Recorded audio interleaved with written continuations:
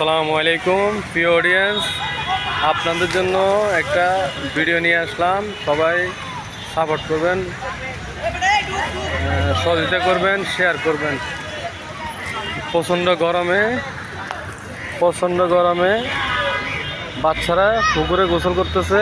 এটাই চট্টগ্রামের সেরা ও সুন্দর, পরিষ্কার পরিচ্ছন্ন ভালো পুকুরে একটাই আছে চট্টগ্রামে, চট্টগ্রাম লালদিঘি।